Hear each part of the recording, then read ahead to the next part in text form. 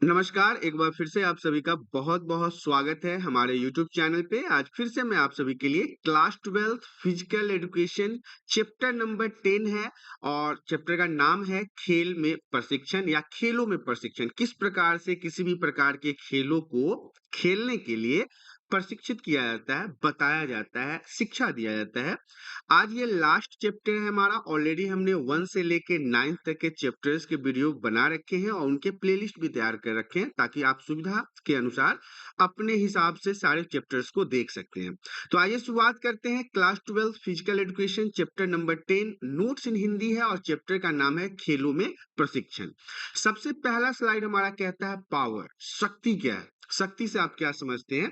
शक्ति वह योग्यता है, एबिलिटी है जो किसी प्रतिरोध के विरुद्ध कार्य करने में मदद करता है। किसी दूसरे शक्ति के विपरीत में जो पावर हमारे अंदर से काम करता है, प्रतिरोध के विरुद्ध काम करता है, अगेंस्ट में काम करता है, वो पावर कहलाता है। वो क्या कहलाता है? शक्ति कहलाता है। नॉर्मली हम डेली बेस में भी शक्ति की बात करते रहते हैं, पावर की बात करते रहते हैं। यहाँ पे सोचने वाली ये बात है कि पावर भी कई प्रकार के होते हैं, शक्तियां भी कई प्रकार की होती है। सामाजिक शक्ति, शारीरिक शक्ति, पैसों की शक्ति, मतलब होता है ना, ये सारी चीजें तो आपको पता है। लेकिन यहाँ पे आपको ये देखना है, खेलों की बात हम कर रहे हैं, गेम की बात कर रहे हैं, तो यह वो योग्यता के बारे में बात करना है जो किसी प्रतिरोध के विरुद्ध कार्य करने में मदद करता है। अब हम बात कर लेते हैं शक्ति के प्रकार के बारे में। कितने प्रकार की शक्ति होती है? तो सबसे पहले है गतिशील शक्ति, अधिकतम शक्ति, योग्यता विस्फोटक शक्ति, शक्ति सहनशीलता और स्थिर शक्ति। अब इन सभी शक्ति के बारे में जान लेते हैं। सबसे पहले तो गतिशील शक्ति है। जब कोई चीज के ऊपर हम शक्ति लगा के उसे मूव करते हैं, गति में लाते हैं, तो उसे हम गतिशील शक्ति कहते हैं। अधिकतम शक्ति क्या है? अधिकतम अवरोध के विरुद्ध कार्य करने की शक्ति। ज्यादा से ज्यादा जो अवरोध उत्पन्न होता है उसके विरुद्ध जो पावर काम करता है उसे हम अधिकतम शक्ति कहते हैं। योग्यता विस्फोटक शक्ति क्या है? अवरोध के विरुद्ध तेजी से कार्य करने की योग्यता। किसी भी रुकावट के विरुद्ध जितनी तेजी से काम करने की योग्यता होती है, शक्ति लगाने की योग्यता होती है, उसे हम योग्यता विस्फोटक शक्ति कहते हैं। शक्ति सहनशीलता क्या होता है? अवरुद्ध के विरुद्ध थकावट की स्थिति में कार्य करने की योग्यता। अगर आप कोई काम करते करते बहुत थक गए हैं और अब आप चाहते हैं कि आपसे वो काम नहीं हो पाए, लेकिन आपके अंदर का पावर जो है वो आपको कह रहा है कि आप ये काम कर सकते हैं, तो यही है शक्ति सहनशीलता। जब आप थकावट की स्थिति में भी काम करने की योग्यता को रखते हैं, पावर को रखते हैं, शक्ति को रखते हैं, तो ये शक्ति सहनशीलता कहलाता है। स्थिर शक्ति मतलब रुका हुआ शक्ति। स्थिर मतलब होता है रुका हुआ, मतलब आरामावस्था में लगा हुआ शक्ति को हम स्थिर शक्ति के नाम से जानते हैं। अगला स्लाइड हमारा कहता है शक्ति को बढ़ाने की प्रशिक्षण विधियां। कौन कौन सी विधियां हैं जिसके माध्यम से शक्ति को बढ़ाया जा सकता है? यहाँ पे 3 विधियों के बारे में बताया गया है और VVI पॉइंट रहेगा एग्जाम के लिए। सबसे पहला है आइसोमेट्रिक प्रशिक्षण विधि, दूसरा है आइसोटोनिक प्रशिक्षण विधि और तीसरा है आइसोकोआइनेटिक प्रशिक्षण विधि। ये तीनों विधि जो है वो इंपॉर्टेंट है। इन तीनों विधि के बारे में मैं आपको आगे की स्लाइड में डिटेल्स में बताने वाला हूं, लेकिन आपको ये तीनों विधि जो है ये बिल्कुल याद रखना है। ये विधियां जो हैं वो शक्ति को बढ़ाने की प्रशिक्षण विधियों के अंतर्गत आती है। शक्ति को विकसित करने की विधि में सबसे पहले नंबर पे आता है आइसोमेट्रिक व्यायाम। देखिए, आइसो जो मैट्रिक शब्द है वो 2 शब्दों से मिलकर बना हुआ है। पहला तो है आइसो जिसका मतलब होता है समान और मेट्रिक का मतलब होता है लंबाई। अर्थात जब हम इन व्यायामों को करते हैं तो मांसपेशियों की लंबाई में किसी भी प्रकार का परिवर्तन नहीं होता है। 2 शब्दों से मिलकर बना है आइसो मतलब समान, मैट्रिक मतलब लंबाई। इन व्यायामों को करते हैं तो मांसपेशियों की लंबाई में किसी भी प्रकार का परिवर्तन नहीं होता। इन व्यायामों में किसी भी प्रकार का कार्य होता हुआ दिखाई नहीं पड़ता है, जैसे कि पक्की दीवार को धकेलने की कोशिश करना। व्यायामों को कहीं पर भी किया जा सकता है एवं इनमें कम उपकरण एवं समय की आवश्यकता होती है। चोट के दौरान शक्ति को बनाए रखने में यह व्यायाम सहायक होते हैं। उदाहरण के लिए क्या है? तीरंदाजी है, भार उठाना अर्थात वजन उठाना और जिम्नास्टिक जो है ये भी इसके उदाहरण के अंतर्गत आता है। तो ये शक्ति के बढ़ाने की जो विकसित करने की विधियां हैं उसमें आइसोटोमेट्रिक व्यायाम जो है वो पहले नंबर पे आता है। इसके बाद है आइसोटोनिक व्यायाम। अब ये क्या होता है? तो आइसो का मतलब होता है समान, सेम, और टॉनिक का मतलब होता है तनाव, डिप्रेशन, टेंशन। इस प्रकार के व्यायामों में गतिविधियां स्पष्ट रूप से होती हुई दिखाई देती है, लगता है कि कुछ काम हो रहा है।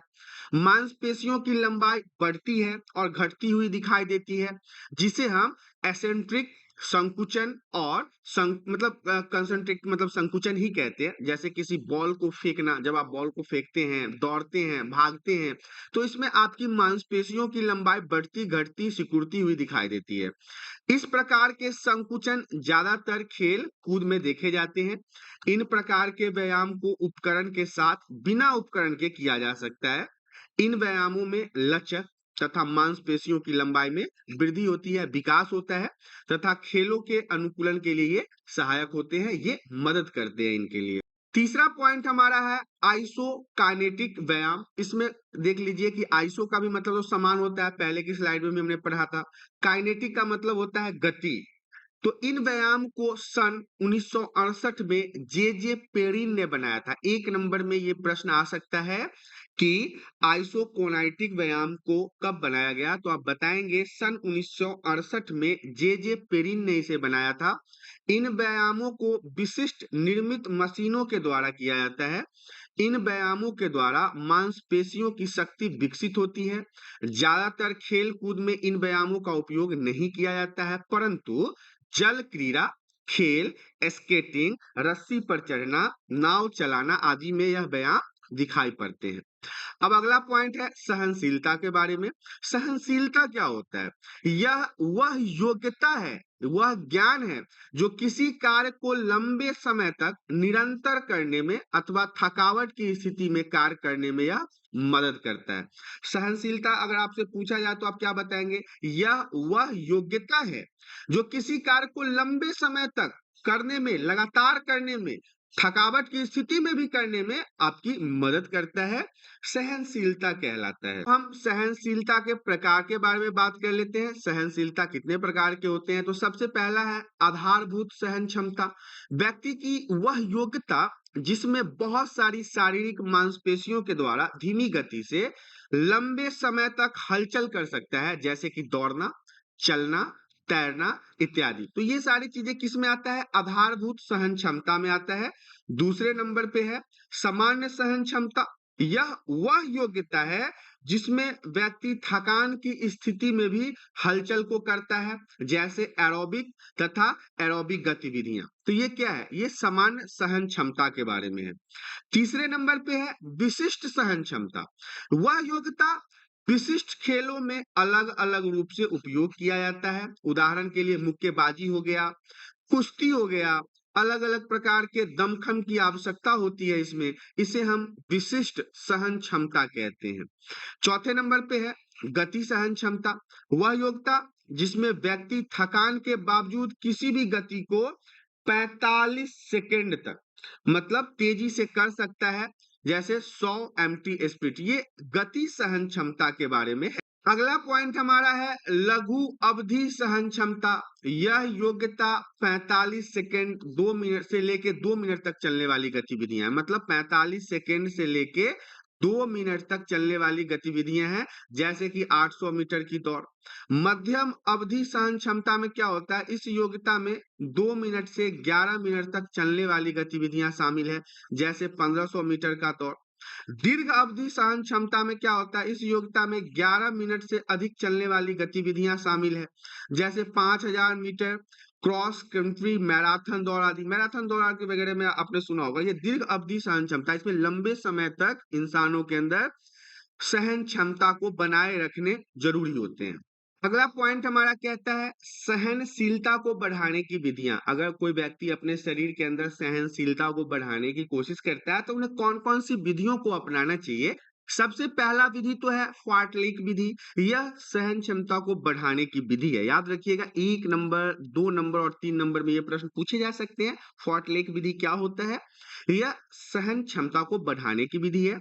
स्वीडन के गोस्ट होल्मर ने 1930 में इसे स्पीड प्ले के नाम से भी जाना जाता था। इस विधि में धावक जो है, जो दौड़ने वाला है, वो अपने अनुसार अपनी गति के आसपास के वातावरण के अनुकूल परिवर्तित कर सकता है। इस विधि के द्वारा जो सहन क्षमता है, बर्दाश्त करने की क्षमता है, इसका विकास होता है। खिलाड़ी अपनी गति वातावरण के अनुसार परिवर्तित करता है। यह विधि स्वतः अनुशासित कहलाती है। इसमें हृदय गति 140 से 180 प्रति मिनट के बीच में रहती है। फाटलिक प्रशिक्षण में दौड़ गति कम ज्यादा होती रहती है, बढ़ती घटती रहती है। तो ये पहला पॉइंट फाटलिक विधि के बारे में था। दूसरा पॉइंट कहता है निरंतर प्रशिक्षण विधि।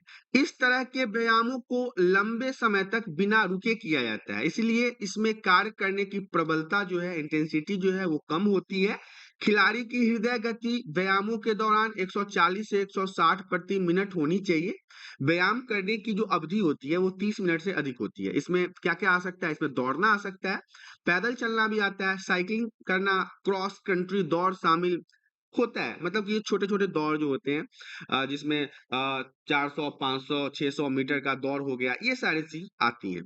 अगला पॉइंट है, तीसरा पॉइंट हमारा इंटरवल अंतराल प्रशिक्षण विधि। तो इस विधि में जो धावक होते हैं, जो दौड़ते हैं, उनकी सहन क्षमता विकसित करने के लिए बहुत प्रभावशाली माना जाता है। बार-बार दौड़ के बीच धावकों को अंतराल दिया जाता है, रुकने के लिए बोला जाता है, जिसमें वह पूरी तरह से पूर्ण लाभ प्राप्त नहीं करते। इसमें हृदय गति जो है वो 180 तक पहुंच जाती है तथा जब यह 120 तक वापस आ जाए तो उन्हें दोबारा उस कार्य को करवाया जाता है। धावकों की हृदय गति को जांचने के बाद ही प्रशिक्षण भार दिया जाना चाहिए। इसमें मध्यम दूरी की दौड़, फुटबॉल खेलना, हॉकी खेलना इत्यादि को शामिल किया जाता है। इसमें खो-खो वगैरह भी जोड़ा जाता है इंटरवल अंतराल प्रशिक्षण विधि के अंतर्गत। अगला पॉइंट हमारा कहता है गति। गति क्या है? यह वह योग्यता है जो किसी क्रिया को जल्द से जल्द करने में मदद करता है। स्पीड जो है वो किसी भी काम को जल्दी से करने में मदद करता है। 1 नंबर के लिए प्रश्न इंपॉर्टेंट है। अब हम बात कर लेते हैं गति के प्रकार के बारे में। तो अब हम जान लेते हैं कि गति के कितने प्रकार होते हैं। तो सबसे पहला पॉइंट हमारा यहाँ पे प्रतिक्रिया गति योग्यता। किसी संकेत के विरुद्ध जल्दी जल्दी कार्य करने की योग्यता जो है वो प्रतिक्रिया गति योग्यता कहलाती है। दूसरा पॉइंट है त्वरण गति योग्यता। अपने अधिकतम गति की स्थिति जल्द से जल्द प्राप्त करने की योग्यता जो है वो त्वरण गति योग्यता कहलाती है। तीसरा कहता है लोकोमोटर गति योग्यता। अधिकतम गति की स्थिति में लंबे समय तक बनाए रखने की योग्यता जो है वो लोकोमोटर गति योग्यता कहलाता है। चौथे नंबर पे है क्रिया गति योग्यता। किसी एक क्रिया को जल्द से जल्द करने की योग्यता जो है वो क्रिया गति योग्यता है। पांचवा पॉइंट जो है वो गति सहनशीलता है। थकावट की स्थिति में जब व्यक्ति थक जाता है, इस स्थिति में किसी क्रिया को जल्द से जल्द करने की योग्यता जो है वो गति सहनशीलता योग्यता के रूप में जाना जाता है। अब हम बात कर लेते हैं गति को विकसित करने की विधियां कौन कौन सी होती है। तो गति को यदि विकसित करना है तो सबसे पहले निर्धारित दौड़ को लेना पड़ेगा। निर्धारित दौड़ों का अर्थ है किसी दूरी को एक ही चाल में दौड़ना। सामान्यतः निर्धारित दौड़ों में 800 मीटर या फिर उससे अधिक की दौड़ें शामिल होती है। एक धावक जो होता है, जो दौड़ता है, वो 300 से 320 मीटर पूरी से दौड़ सकता है, लेकिन लंबी दौड़ों में वो अपनी गति को कम करके और ऊर्जा को बचाता है ताकि वो लंबे समय तक दौड़ने में सफलता हासिल कर सके। दूसरे नंबर पे है त्वरण दौड़। त्वरण दौड़ के द्वारा गति को विकसित किया जाता है, जिसमें क्या होता है कि अप्रत्यक्ष रूप से विस्फोटक गति तकनीक, लचक और क्रियाशील गति को विकसित किया जाता है। यह धावक की वह योग्यता है जिसमें वह स्थिर अवस्था से तीव्र अवस्था को प्राप्त करता है। सीधे तौर पर त्वरण गति को विकसित करने के लिए एक धावक को 25 से 30 मीटर और 6 से 12 बार तीव्र गति से दौड़ना चाहिए। एक धावक को 5 से 6 सेकंड के अंदर अधिकतम गति प्राप्त कर लेनी चाहिए, मतलब ज्यादा से ज्यादा उसको स्पीड बढ़ा लेना चाहिए। दो दौड़ों के बीच में पर्याप्त अंतराल होना चाहिए। जब एक दौड़ दौड़ लिया गया हो तो उसके बाद जब दूसरा दौड़ वो शुरू करेगा, इसके बीच में थोड़ा गैप होना चाहिए, अंतराल होना चाहिए। अब हम बात कर लेते हैं लचक के बारे में। तो शरीर के जो जोड़ होते हैं, ज्वाइंट होते हैं, इनकी गतियों के विस्तार को हम लचक या लोच के नाम से जानते हैं। इसके भी कई प्रकार हैं। लचक के अगर प्रकार पूछा जाए तो उसमें आप बताएंगे सक्रिय लचक और अक्रिय लचक। सक्रिय लचक में बिना किसी बाहरी सहायता के शरीर के जोड़ों को अधिक दूर तक गति करने को सक्रिय लचक कहा जाता है। जैसे खिंचाव वाला व्यायाम बिना किसी व्यक्ति की सहायता से करना सक्रिय लचक के रूप में जाना जाता है। वहीं पे अगर हम अक्रिय लचक के बारे में बात करें तो अक्रिय लचक जो है वो शरीर की योग्यता तो है ही, जिसके द्वारा बाहरी सहायता से अधिक दूरी तक गतियां तय की जा सकती है। जैसे किसी सहयोगी द्वारा खिंचाव वाले व्यायाम करना, कोई अगर मित्र किसी भी प्रकार के व्यायाम में मदद कर रहा है तो उसे हम अक्रिय लचक कहेंगे। सक्रिय लचक के प्रकार को देख लेते हैं। इसमें दो प्रकार है, पहला है स्थिर लचक, दूसरा है गतिशील लचक।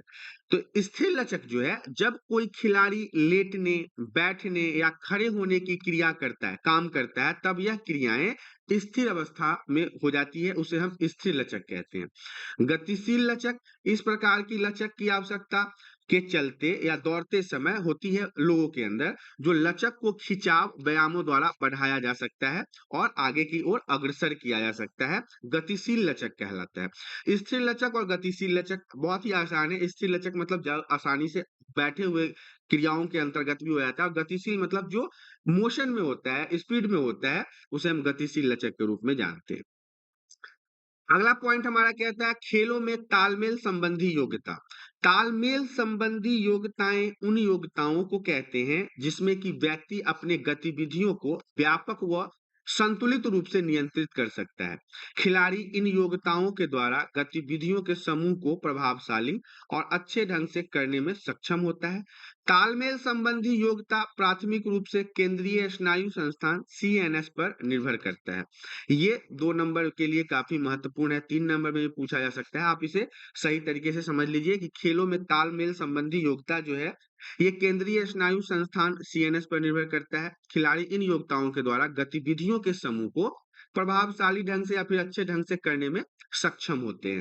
परिधि प्रशिक्षण या सर्किट ट्रेनिंग क्या होता है? तो परिधि प्रशिक्षण एक विशिष्ट विधि है जिसका तालमेल शारीरिक कुश्ती के स्तर को बढ़ाने के लिए किया जाता है। इस विधि में सभी स्टेशन पर चयनित व्यायाम को बिना रुके एक सकृत रूप से पूरा किया जाता है। इसके नियम भी हैं, वो नियम क्या है? तो कुल स्टेशनों की संख्या 6 से 10 तक होती है।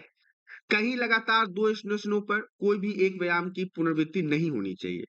किन्हीं लगातार 2 स्टेशनों पर किसी भी एक अंग से संबंधित व्यायाम नहीं होने चाहिए। किसी 2 स्टेशन के बीच उचित दूरी होनी चाहिए। तो ये कुछ नियम है इन एक्सरसाइजों को करने के लिए। किसी भी स्टेशन पर किए जाने वाले व्यायाम का समय खिलाड़ी की पुष्टि के अनुरूप होना चाहिए। बिना खिलाड़ी के पूछे नहीं होना चाहिए। बिना उपकरणों के किए जाने वाले व्यायामों का चयन अधिक होना चाहिए। मतलब ऐसे व्यायाम ज़्यादा होना चाहिए जिसमें उपकरण कम खर्च हो रहा हो। किन्हीं 2 स्टेशन के बीच रुकने का समय नहीं दिया जाएगा। किन्हीं 2 सर्किट के बीच 12 मिनट तक का अंतराल दिया जा सकता है, गैप 12 मिनट तक का होगा। किसी भी एक प्रशिक्षण अंतराल में अधिकतम 3 सर्किट करवाए जा सकते हैं। सर्किट प्रशिक्षण में भाग लेने से पूर्व वार्म अप कर लेना चाहिए और सभी स्टेशनों पर क्रिया तेजी के साथ करनी चाहिए। तो ये वो नियम है जो आपको परिधि प्रशिक्षण के नियम के अंतराल आते हैं। इस तरह से आपने देखा क्लास 12 फिजिकल एजुकेशन चैप्टर 10 जिसका नाम था खेलों में प्रशिक्षण, यहाँ पे समाप्त हो गया है। आशा करता हूँ वीडियो में दी गई जानकारी आप सभी को पसंद आया होगा। यदि जानकारी पसंद आया तो वीडियो को लाइक करें। चैनल में पहली बार आए हैं तो चैनल को सब्सक्राइब कर लें ताकि इसी प्रकार के एजुकेशनल वीडियो आपको हमेशा प्राप्त होता रहे। आज के लिए इतना ही, धन्यवाद।